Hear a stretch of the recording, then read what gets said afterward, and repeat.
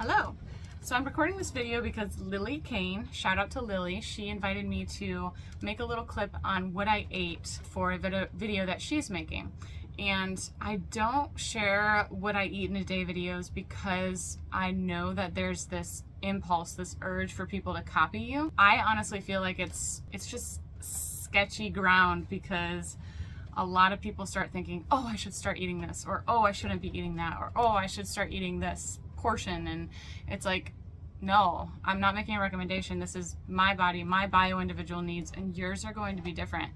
But I will make a video talking about how what I eat has changed and why. When I first started on my journey of healing, I was 69 pounds, and in 1 year, I gained 65 healthy pounds.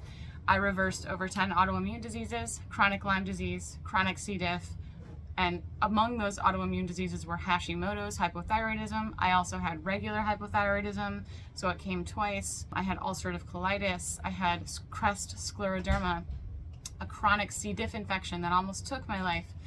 And all of these things were reversed as I just continued to heal and seal my gut.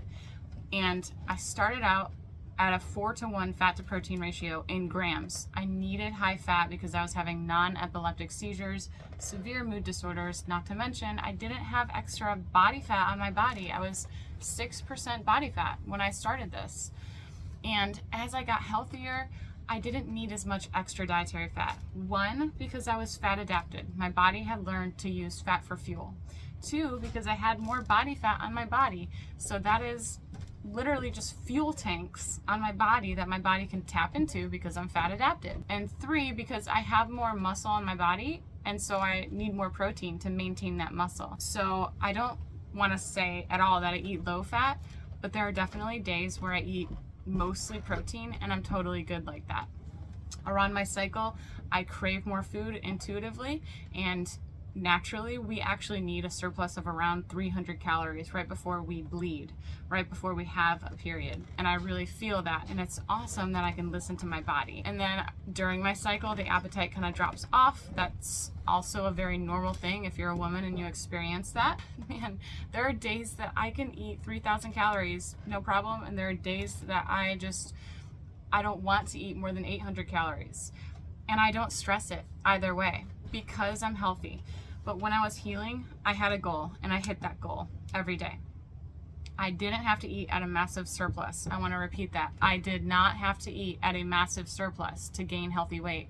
I just had to provide the proper foods, the proper foundation, eat enough, and focus on recovery, resistance training, resting, and just giving it time and consistency. And that's the key. So now I don't mind. I mean, I could lose a few pounds and still be perfectly healthy. I could gain a couple pounds and still be perfectly healthy. And so when I go to Fogo de Chão, I'm gonna eat 12 steaks because I can and it's delicious. No, I never eat until I'm stuffed. I don't eat until I'm stuffed. But I definitely have more of an appetite at Fogo de Chão because it's delicious. I'll say again, at home, there are days where I don't even eat 900 calories, and I'm okay with that as long as it's not happening day after day after day, because your body will adapt. If you are eating low calories on a regular basis, your body will catch on to that. The body is adaptive by nature. It will catch on to that, and it will downregulate hormones. It will downregulate the rate at which it's burning calories to match what you're giving it.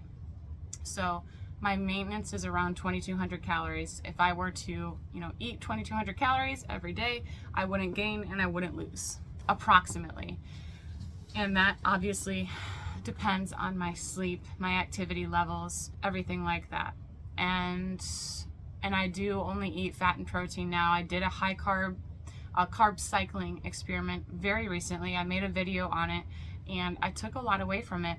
But in that video, I shared that I don't consume carbs regularly because I do not crave them. My body craves fat and protein. I don't crave sweet things. I know that I'm burning fat because of what I'm craving and because of how I feel, and I really like that. When I was eating carbs, it was just, I needed more structure. When am I going to eat those carbs, and making sure that I'm tracking them, because I don't have experience tracking carbs like the portion sizes and stuff. I can look at a piece of lamb sirloin steak I can definitely approximate how much fat and protein is in that steak.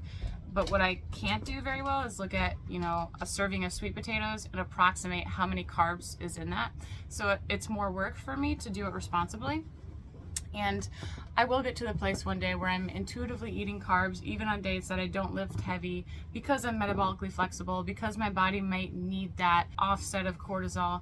But in general, I know that I don't need them, and I know that I don't crave them, and I'm very happy with that. I do not at all look down on people who consume carbs at all. I actually look up to them because they know what's best for them, and they're not being swayed by fitting into a certain criteria of the carnivore diet, 0 carb.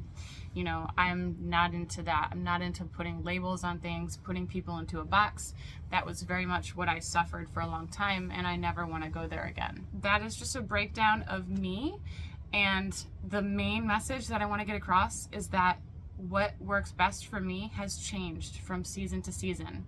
So if you don't know which fat to protein ratio you should be eating, or how many calories you should be eating to lose weight, to gain weight, for maintenance, it's gonna change, because if it's not changing, then you're not changing, and you're probably not healing to some degree. But your body will respond really well if you simplify it and give it the right foods, such as animal fat and animal protein. When you do this, you're supporting leptin, and leptin is our satiety hormone, and that's why the carnivore diet works so well for so many people, because you don't have to do as much math, you don't have to do as much tracking many times, because you're supporting your body with what it needs, and you can start to trust the signals that it's sending.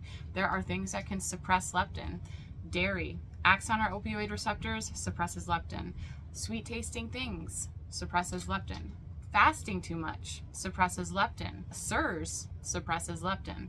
So if you're healing and you're still not getting your appetite right, and you feel like you can't trust it, give yourself time, because you've got to heal, and it definitely takes time.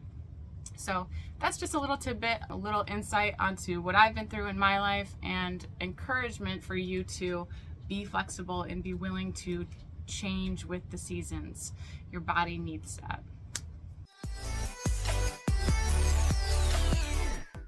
Hey you guys, my spring retreat is coming up. It's May 11 through 16 at North Myrtle Beach. We're gonna have Dr. Robert Kiltz and Dr. Lisa Wiedemann. They are incredible, very knowledgeable, wonderful carnivores.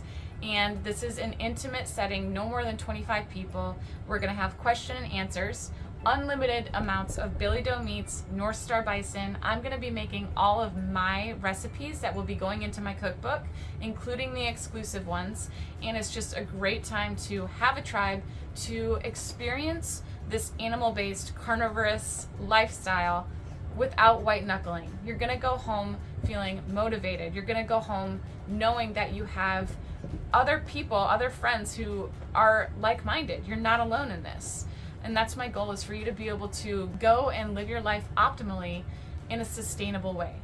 And it's just unforgettable. And the fellowship, the eating, the relaxation, the recovery is huge. There are so many breakthroughs that happen during these retreats. There are so many conversations that you'll never forget that will impact you in a positive way for the rest of your life. If you're interested in my next retreat, please let me know by commenting down below or emailing me at rebecca@tailoredketo.health, and I will send you the info.